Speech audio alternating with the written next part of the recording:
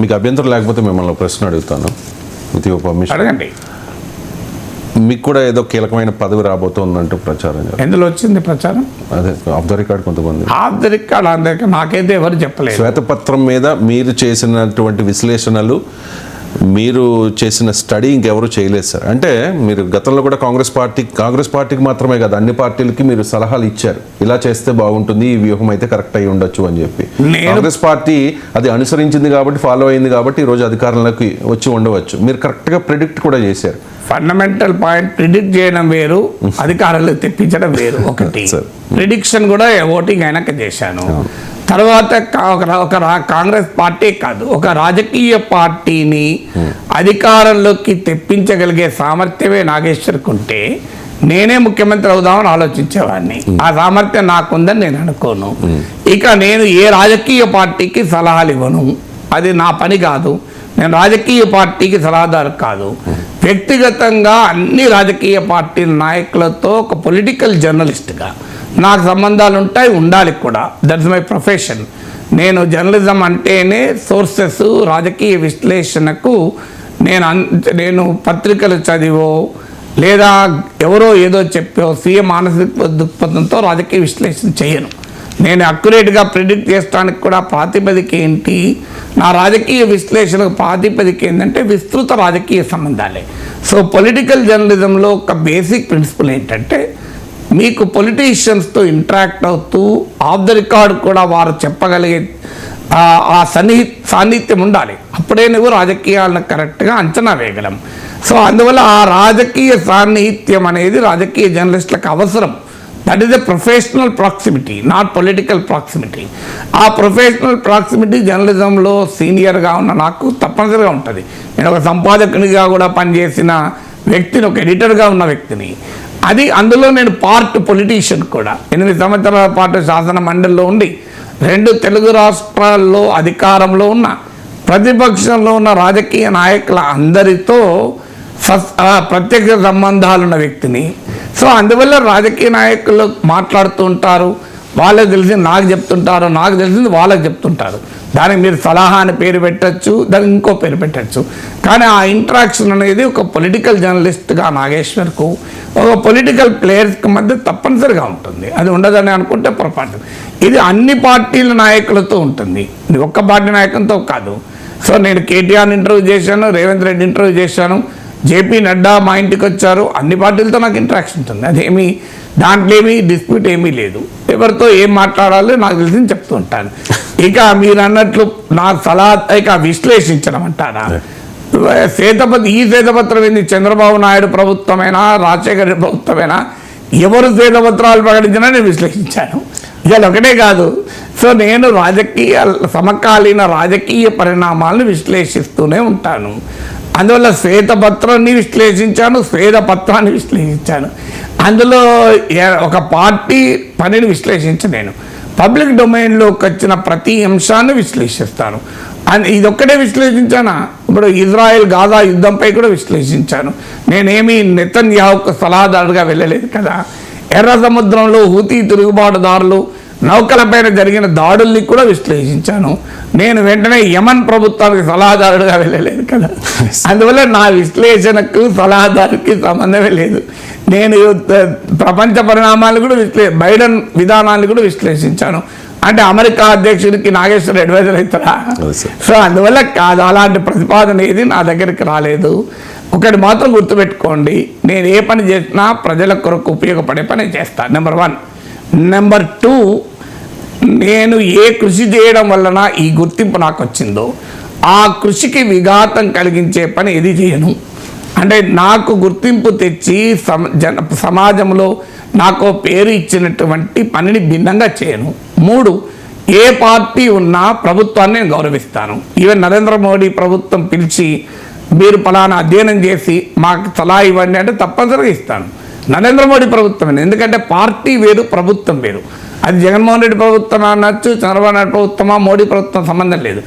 ఇది అయితే ఈ ప్రచారం ఎందుకు జరుగుతుందంటే రేవంత్ రెడ్డి నేను ఇంటర్వ్యూ చేసినప్పుడు చివరిన ఆయన అన్నాడు, ఏమన్నాడంటే మీలాంటి వాళ్ళు మేము రేపు కాంగ్రెస్ అధికారంలోకి రాబోతోంది, మీలాంటి వాళ్ళు ప్రత్యక్షంగానో పరోక్షంగానో అవకాశాలుంటే మీరు భాగస్వామి కావాలని మిమ్మల్ని విజ్ఞప్తి చేస్తున్నాను, మీరు అవుతారని ఆశిస్తాను అన్నాడు ఆయన. ఆ ఇంటర్వ్యూలో అన్నదాన్ని స్పెక్యులేషన్. ఎందుకంటే ఇప్పటికే చాలా టీవీ ఛానల్కి ఇంటర్వ్యూలు ఇచ్చారు. దానివల్ల నాకు కూడా ఒక ఛాలెంజ్, మీరు కొత్త విషయం మీతో ఏం చెప్పించాలి అని. But tries to focus certain things. Thank you very much. మీకున్న కన్విక్షను, మీకున్న అనుభవము, మీకు తెలంగాణ ప్రజలకు మీ పట్ల ఉన్న నిబద్ధత అందరికీ తెలుసు. మీరు ఏది అడిగినా ప్రజల తరఫున అడుగుతారు. ప్రజలకు మా నుంచి చెప్పించగలిగింది అకౌంటబిలిటీని ఫిక్స్ చేస్తున్నారు. అంటే రేపు ఒకవేళ అధికారంలోకి వస్తే కూడా మమ్మల్ని ఏం ప్రశ్నించవచ్చో ఇప్పుడే మీరు ఒక డైరెక్షన్, ఒక రోడ్ మ్యాప్ వేస్తున్నారు.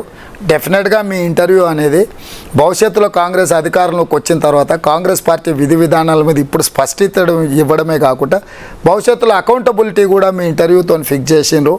డెఫినెట్గా మీలాగటి వాళ్ళందరూ కూడా ఈ తెలంగాణ అభివృద్ధిలో కానీ తెలంగాణ పరిపాలనలో ప్రత్యక్షంగా పరోక్షంగా మీ పాత్రలకు తప్పకుండా అవకాశం ఉంటుంది. ఆ రోజు కూడా గుడ్ గవర్నెన్స్ ఇవ్వడంలో మీలాకటోళ్ళ సలహాలు సూచనలు కాంగ్రెస్ పార్టీ తీసుకుంటుంది. మీరు ఓపెన్ మైండ్తో ఇస్తారని కూడా, ఇవ్వాలని కూడా పిసిసి ప్రెసిడెంట్గా నేను ఆశిస్తున్నా, మీకు విజ్ఞప్తి చేస్తాను. అంటే మీ ప్రజల పక్షాన ప్రశ్నించడము, ప్రజలకు ఉపయోగపడే ఉన్నప్పుడు ప్రభుత్వంలో ఎవరున్నా సహకరిస్తాం. మీరనే కాదు, అది నరేంద్ర మోడీ ఉన్నా, కేసీఆర్ ఉన్నా. అందుకే చెప్పినట్ట మీ ఇంటికి చాలా మంది చెప్పినట్ట నాగేశ్వర్ గారి ఇంటికి వెళ్తారంటే నేను చెప్పిన ఎవరైనా వెళ్ళనా, ఎవరు వచ్చినా కూడా ఆయన చెప్పగలిగింది ఆయన అవగాహనను వాళ్ళకి అర్థమయ్యేటట్టు చేస్తాడు. ఒకవేళ అయితే గీతే నాగేశ్వర్ గారు ఆయన ఏమైనా మారుస్తాడు తప్పితే ఆయన పోయి నాగేశ్వరరావు గారిని మార్చేది ఏమి ఉండదు. కాబట్టి అంత వరి కావాల్సిన అవసరం లేదని అయితే నేను అనుకున్నా. ఎవరిని కలిసినా ప్రజల పక్షాన ప్రశ్నించడం అనే పబ్లిక్ ఇంటెలెక్చువల్ రోల్కి అంకితమై ఉన్నాం. అదే అందులో భాగంగా ప్రజలకు మేలు జరిగే ఏ పనున్నా సంతోషంగా సహకరిస్తాం.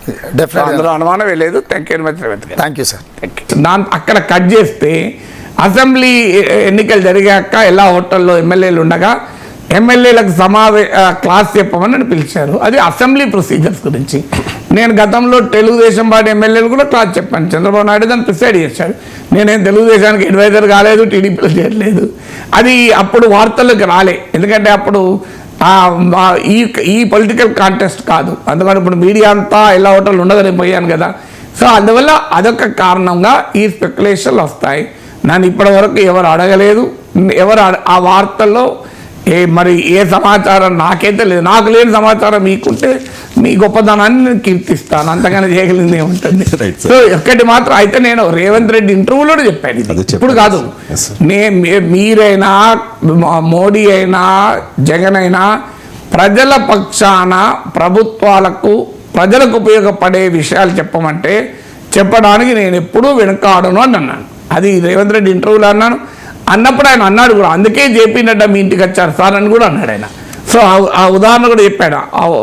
జేపీ నడ్డా మీ ఇంటికి వచ్చినప్పుడు చాలామంది అనుమానాలు వ్యక్తం చేస్తే ఆయన అన్నాడు, నేను చెప్పాను ఏమన్నా మారితే గీరితే జేపీ నడ్డా మారాలిగా నాగేశ్వర్ మారడు అని. ఇది రేవంత్ రెడ్డి ఇంటర్వ్యూలో చెప్పింది. అందువల్ల సహజంగానే అది పబ్లిక్ డొమైన్లో ఉన్నది వల్ల ఈ రకమైన వార్తలు వస్తాయి. నాగేశ్వర్ వెళ్ళి ఇవాళ నేను చేస్తున్న ఒక పబ్లిక్ ఇంటెలెక్చువల్ రూల్ అంటే ప్రజల పక్షాన వ్యవస్థల్ని ప్రశ్నించే పాత్రను తాకట్టు పెట్టి నాగేశ్వర్ ఏ పని చేయడు. సో అదే సమయంలో ప్రభుత్వాలు ఏవైనా ఆ ప్రభుత్వాలు ప్రజలకు మంచి చేయాలని ఆకాంక్షిస్తే నాకున్న తెలివితేటలతో సహకరించడానికి ఏనాడు వెనకాడు. ఇప్పుడే కాదు, కేసీఆర్ నియంత్రిత సాగుపైన నన్ను పిలిచాడు, నేను వెళ్ళాను. చాలామంది దాన్ని స్పెక్యులేట్ చేశారు. కేసీఆర్తో కుమ్ముక్కవుతున్న నాగేశ్వర్ ఎమ్మెల్సీగా బీఆర్ఎస్ అభ్యర్థిగా పోటీ, బీఆర్ఎస్ మద్దతుతో పోటీ అని ఇలాంటి చెత్త ఊహాగానాలను చేశారు. ఏం జరిగింది? బీఆర్ఎస్ చేతిలోనే నేను ఓడిపోయాను కదా. నేను బీఆర్ఎస్ మద్దతు తీసుకున్నానా? మామూలు స్పెక్యులేషన్లు కాదు, డిజిటల్ మీడియాలో నోటికొచ్చినట్టు వాగేవాళ్ళు ఇవన్నీ చెప్పారు. ఎందుకు? నేను కేసీఆర్ను ప్రగతి భవన్లో రహస్యంగా కలిశానని. రహస్యం ఏమున్నది? అది సీఎంఓ బహిరంగంగానే ఒక ప్రెస్ స్టేట్మెంట్ ఇష్యూ చేసింది, ఈనాడుతో సహా అన్ని పత్రికలో వచ్చింది. ఆ దాంట్లో నేనే పాల్గొనలేదు. అగ్రికల్చర్ యూనివర్సిటీ వైస్ ఛాన్సలర్ పాల్గొన్నాడు, హార్టికల్చర్ యూనివర్సిటీ వైస్ ఛాన్సలర్ పాల్గొన్నాడు. It was purely an academic discussion. అందులో మంత్రి నిరంజన్ రెడ్డి పాల్గొన్నారు, రైతు బంధు సమితి పల్లా రాజశేఖర్ పాల్గొన్నారు. అందువల్ల నియంత్రిత సాగుపైన మాట్లాడాము. తర్వాత కేసీఆర్ చెప్పారు, ఇక నుంచి రెగ్యులర్గా మీరు వచ్చి మాకు సలహాలు ఇవ్వాలన్నారు. వాళ్ళకు కూడా చెప్పారు, మీరు రెగ్యులర్గా నేనున్నా లేకపోతే మీటింగ్లు పెట్టమని. అక్కడ కట్ చేస్తే ఇంతవరకు ఒక్క మీటింగ్ తర్వాత జరగలేదు, అది వేరే విషయం అనుకోండి. అందువల్ల ఎప్పుడైనా ఎవరైనా ప్రభుత్వాలని గౌరవించడం మన బాధ్యత. నేను చెప్తున్నా కదా, నరేంద్ర మోడీ ప్రభుత్వం పిలిచినని వెళ్తా. మరి జేపీ నడ్డా మా ఇంటికి వస్తున్నప్పుడు ఇలాగే ప్రశ్నించారు. బీజేపీ నాయకుడు కాబోతున్నాడు నాగేశ్వర్ నోరు మూయించడానికే జేపీ నడ్డా ఇంటికి వెళ్ళారు. మల్కాజ్గిరి నుంచి బీజేపీ అభ్యర్థి అవుతా నుంచి మొదలుకొని బీజేపీ సీఎం అభ్యర్థి కూడా చేశానండి కొంతమంది. ఏం జరిగింది? నేను బీజేపీలో చేరినా, బీజేపీకి అనుకూలంగా మాట్లాడుతున్నానా, జేపీ నడ్డాకి అనుకూలంగా మాట్లాడుతున్నానా? అందువల్ల క్లారిటీ నాకుంది, నన్ను చూసేవారికి క్లారిటీ ఉంది. కొంతమంది క్లారిటీ లేక ఏది పడుతుంది మాట్లాడతారు, వాళ్ళ విఘ్నతకే వదిలేస్తాను. సోషల్ మీడియాలో మిమ్మల్ని చాలా పార్టీలో చేర్చారు సార్. ముఖ్యంగా మీ వీడియోస్ నేను చూస్తూ ఉంటాను మీ యూట్యూబ్ ఛానల్లో. కింద కామెంట్స్ కూడా ఫాలో అవుతూ ఉంటారు సార్. కామెంట్స్ మీరు ఆఫ్ చేయరు కదా? నన్ను ఏకకాలంలో అన్ని పార్టీలు చేస్తాను. నేను ఏకకాలంలో తెలుగుదేశంలో ఉంటాను, వైసీపీలో ఉంటాను, కాంగ్రెస్లో ఉంటాను, నేను కమ్యూనిస్ట్ అవుతాను, బీజేపీ అవుతాను, ఆర్ఎస్ఎస్ అవుతాను. నేను ఇన్ని అవతారాలు ఎత్తగలిగిన బహుముఖ ప్రజ్ఞాశాలినండి. అవును సార్. కామెంట్స్లో మెజారిటీ కామెంట్స్ ఈ కాంగ్రెస్ గవర్నమెంట్కి ఫేవర్గా మాట్లాడుతున్నారు నాగేశ్వర్ అని చెప్పి. ఇప్పుడు కాంగ్రెస్ పార్టీ గెలుస్తుందని నేను చెప్పాను, అదే జరిగింది కదా. ఫేవర్గా మాట్లాడేంటండి? ఇప్పుడు నేను అనేకసార్లు చెప్పాను, దీన్ని ఏమనాలి? మొబైల్ ఫోన్ అంటారు. నాగేశ్వర్ గారు మొబైల్ ఫోన్కు అనుకూలంగా మాట్లాడారంటే నేనేం చేయాలి? ఇది మొబైల్ ఫోనే కదా, కాదని మీరు అంటారా? చెప్పండి. మీరు వాస్తవాలు చెప్పారు. అందువల్ల కాదు, ఇప్పుడు నేను చెప్పినందుకే కాంగ్రెస్ గెలవలే కదా. నేను చెప్తే కాంగ్రెస్ గెలుస్తుందా? నేను చెప్తే కాంగ్రెస్ గెలవదు, కాంగ్రెస్ ఓడదు. మరి నేను చెప్పింది అయింది కదా. సో ఇది ఎందుకు అవుతారంటే వాళ్ళ ప్రెజడిస్ వల్ల, అంటే వాళ్ళకు ఉన్న ప్రెజడిస్ వల్ల ఇంకోరు ప్రెజడిస్ ఆపాదిస్తారు. సో కాంగ్రెస్ పార్టీ తప్పు చేస్తే నేను ప్రశ్నించకుండా ఉంటానా? డే 1 ప్రశ్నించాను, మీకు తెలియదు కావచ్చు. గెలిపించిన ప్రజలే కాంగ్రెస్ను చీదరించుకుంటారని ఒక వీడియో ఉంది. ఎన్నడుంది? ముఖ్యమంత్రిగా రేవంత్ రెడ్డి ప్రమాణ స్వీకారం చేయకముందుంది, చేసిన తర్వాత కాదు, చెయ్యక ముందుంది. ఇప్పుడు నాకు ఏ ప్రభుత్వమైనా మంచి చేస్తే నేను ఆహ్వానిస్తాను. అనేక విషయాలు అంతకుముందు బీఆర్ఎస్కి అనుకూలం అని కూడా చెప్పాను కదా. సో అప్పుడు బీఆర్ఎస్ అనుకూలం, ఇవాళ కాంగ్రెస్కి అనుకూలం ఉండడు, నాగేశ్వర్ ప్రజలకు అనుకూలం ఉంటాడు. Right sir, thank you so much sir. కొన్ని పర్సనల్ ఇష్యూస్ కూడా టచ్ చేశాను. అలా పర్సనల్ ఏముందండి, నేను పబ్లిక్ డొమైన్లో ఉన్నాను కనుక పర్సనల్ ఇష్యూ. నా గొంతు నొప్పి గురించి మీరు మాట్లాడలేదు కనుక అది పర్సనలే కాదు. Right sir, thank you so much అండి.